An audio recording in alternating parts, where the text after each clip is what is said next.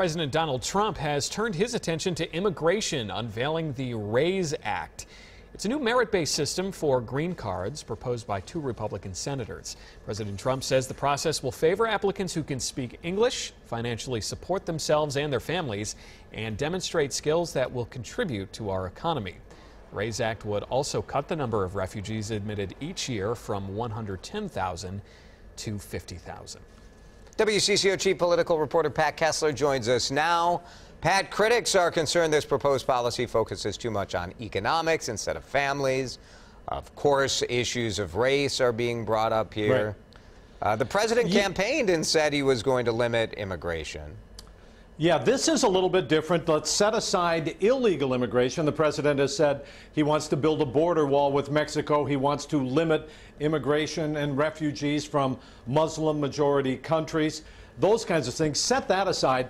We're talking about legal immigration here. The president wants to cut that back. Right now we get 1 million legal immigrants every year. The president wants to cut that to 500,000 within 10 years, and 400,000 by next year will be gone.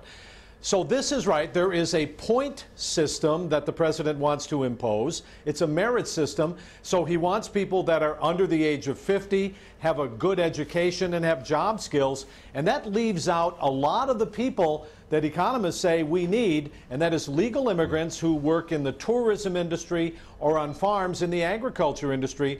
That's an economic problem for a lot of people. Really interesting that he's talking about legal, not illegal. That's right. Pat, switching gears a little bit, shoes continue to drop from the sky on the Russia investigation. CBS News learning that congressional investigators now want the phone and email records of everyone involved with that meeting that Donald Trump Jr. had with a Russian attorney. That includes Trump's son-in-law and advisor Jared Kushner, and then their campaign chair at that time, Paul Manafort, as well. It seems like this was maybe brought on by the news that that Trump actually did have some involvement in writing that statement for his son.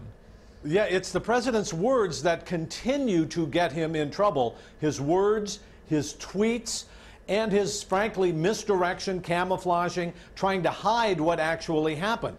He, we now know, dictated a response for Donald Jr., told him what to say, and he dictated this on Air Force One with his official White House staff that directly contradicts, some people say, lied about what happened in this meeting. Now, the Congressional Intelligence Committees want to see that. They guarantee that there are phone calls that went along with this and emails to show intent, possible obstruction of justice again, and that's a problem here.